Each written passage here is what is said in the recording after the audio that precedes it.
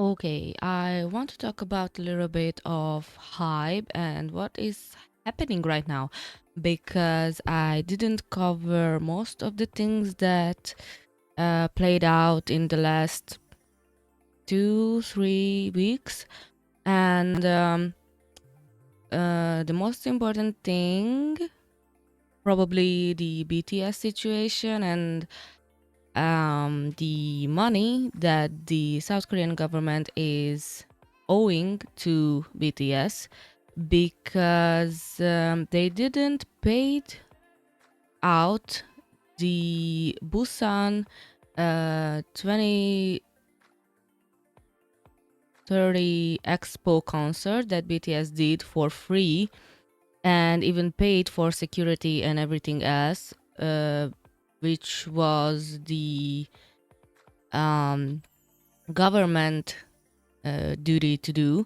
And I I don't, this is not a new situation. Like, this is not news for me, at least, because when the concert was done, after the hype, we get to know what has happened in reality. And so right now, after everything that happened with South Korea and the government and the president, I think this news came up, but we already knew about this. So um, it was fishy, like from the start, that BTS gave a fully free concert, and the um, scale of it, it was suspicious, to say the least, that it was for free. But yeah, I sadly I don't think that BTS is going to get paid after 2 years.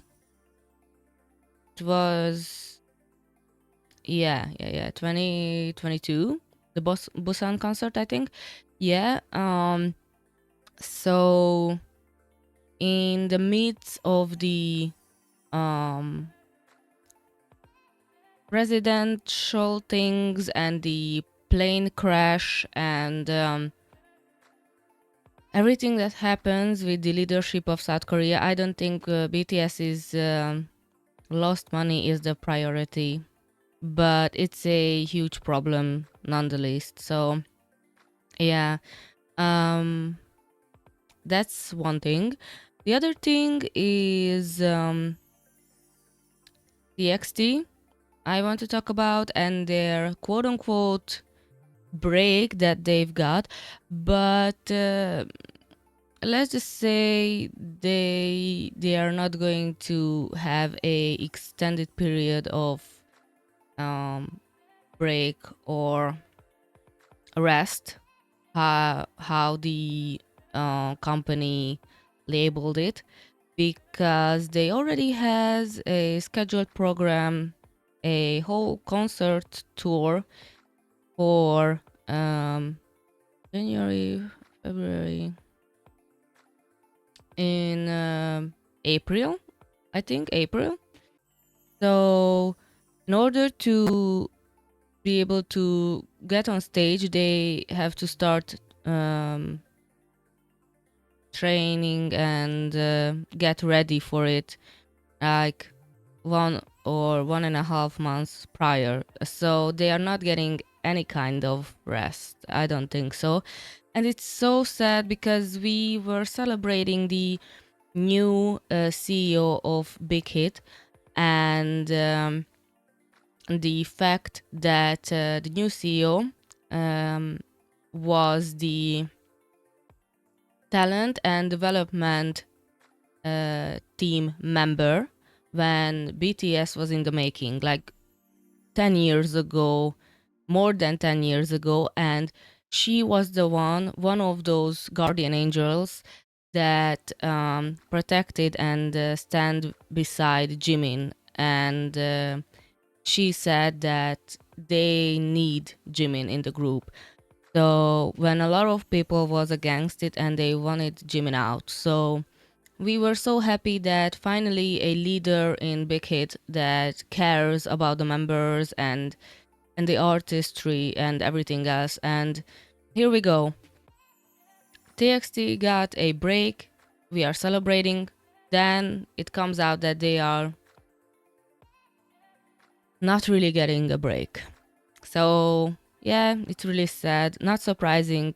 Just disappointing. But yeah. Anything else? That was Big Hit I wanted to talk about. And the other thing is New Jeans. Probably Harin leaves New Jeans?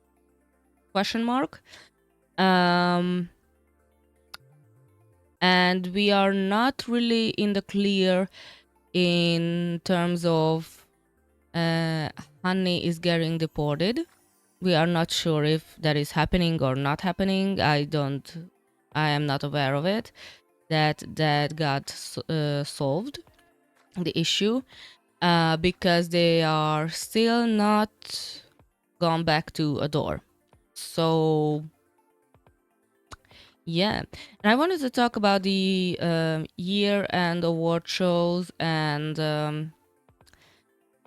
how Ailit and Le Seraphim was a little bit framed or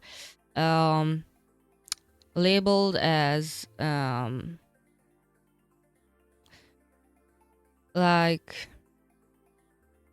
selfish or something. Like they were in the bad light of things, and New Jeans was praised for some reason. I don't know why. I thought that the New Jeans fandom was the only crazy one beside the quote unquote bunny uncles in the National Assembly hearing, and the delusional people that are still think that what New Jeans is doing is good and it's not going to get any repercussions in the future. And I feel sorry for them, to be honest. Oh yeah, this is also not a brand new situation or news as of right now, but the incident that happened at Jimin's father's cafe with the one of the gifts that they are receiving from fans at the holiday season. They displayed the gift in front of the Christmas tree at the cafe, and one of the gifts was a shipper's gift, which was sadly did a negative impact of the reputation of the cafe workers and how they are not realized what they displayed. And I am not blaming them, to be honest. I'm blaming the one who sent the gift. But yeah, the cafes, social media platforms were flooded with comments of different shipper fans, and some toxic people were really active. And unfortunately, the cafe social media comment section were shut down, and you are not able to comment anything. I am not sure if right now is still closed, but that was a really unfortunate situation. And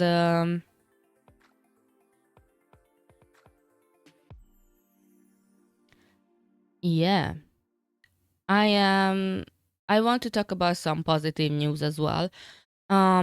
we are in 2025, BTS's year. They are coming back, but they are not the only ones who are coming back. EXO is coming back as a full group. I think 2025 is the last year that some of the younger members are in the military, so they are coming back. Blackpink apparently coming back. Yeah. In 2024, Big Bang and 21 came back, and we can expect a album release from 21, I think. Yeah. Let's talk about Squid Game. Personally, for me, it was a really, really good season 2. I don't feel that it was lacking in. I simply looked at it as a different and separate entity from season 1, because you can't really remake or get the same reaction slash feelings as the makers get after the season 1, because it was just explosive and no one really know what we are getting into. So for me, it was a really nice follow-up. It was worth the 3 years waiting period, no, but either way, it was really enjoyable for me and I really enjoyed it. And probably the big reason for it is because for the main cast, the actors and actresses I've already known. I really liked their acting skills, and I enjoyed watching them. So the first thing I wanted to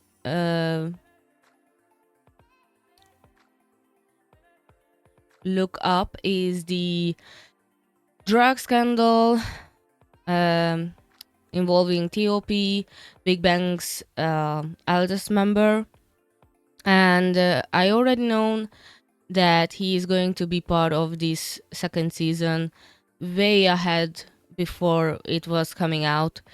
So I've heard about it. I first thought it's a joke, and then it became serious topic, and then I've heard something like they are going to cut out him from the season, but eventually he's still in the season 2. But we didn't get any promotional details or any kind of promotion involving him in the season 2 promotion details. So I was like, he's not on the posters or any kind of photos that the marketing PR used in order to advertise the show. So I was surprised. And then when I actually checked out season 2, I was like, oh, I understand why. If we are coming off from a South Korean perspective, they're not going to advertise his role and him in the role after his real life situation that happened in the past with him with substance abuse. But on the other hand, from the Western standards, it wouldn't be a big deal.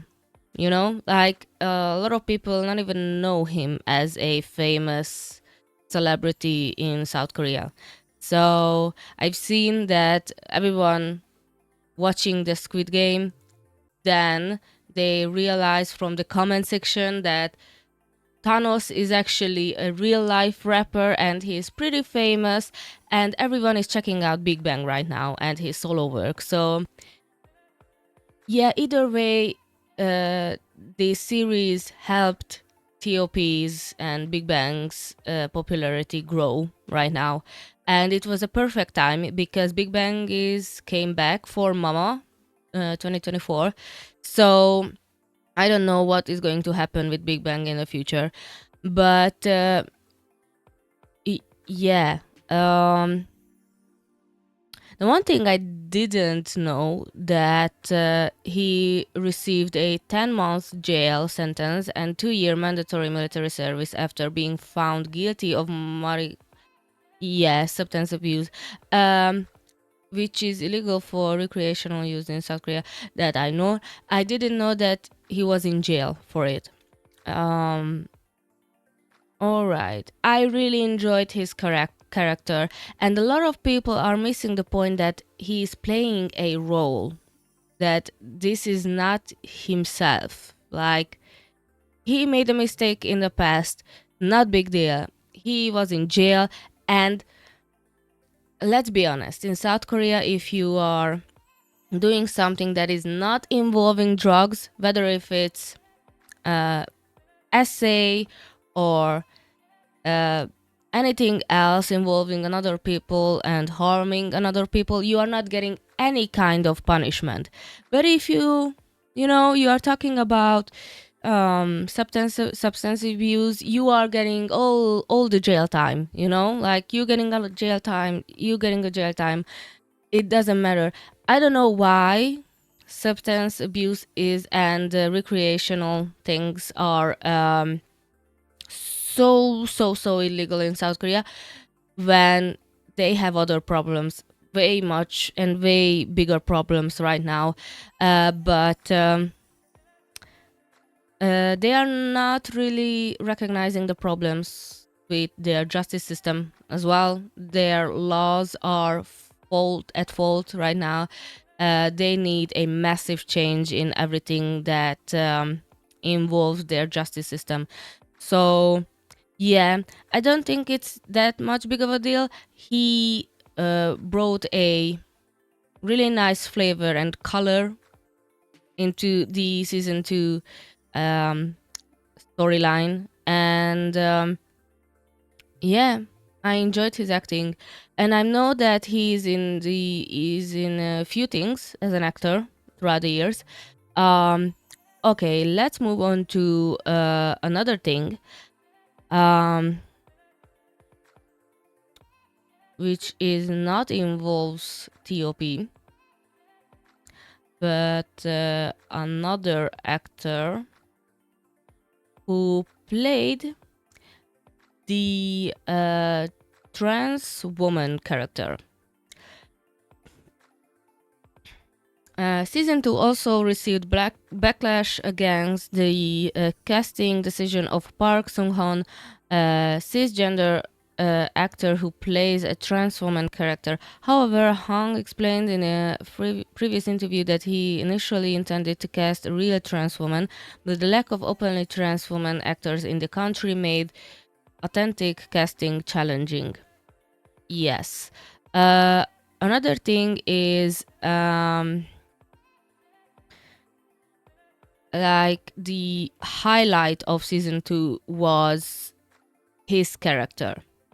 He was the highlight, and it was a really nice storyline that was laid out to this character, and I really enjoyed as well his character as well. So these two problematic actors / characters that have been played in season 2, for me it was not problematic with my perspective as a European, or more on the Western side of things, not the Asian view of things, out of the vision of that kind of things, with a lot of rules and shaming culture, unfortunately, and the need of controversial topics out in the open, and shaming everyone about it who is part of it. It's a sad cultural thing that is going on in South Korea, and it's not a new thing, but it should be changed as well as the justice system as well. So yeah, I seen another thing that during the airport scenes in Incheon, a few people was treated not so nicely at the airport scene, the civilians. There is that's another thing. I don't really know if that is talked about, but staff members of the production faced a controversy involving allegations of mistreatment towards citizens during filming at Incheon Airport, Seoul. That is another thing, and that this topic is the number one thing that came out if I stepped in Squid Game Season 2 controversy. So it's a pretty big deal, I guess. Is there anything else? Oh, and by accident, someone leaked that in this year, 2025, July 27th, the release date of Squid Game Season 3. And there is a whispering about one particular person who is allegedly is going to be in Squid Game Season 3, which is none other than BTS's V. And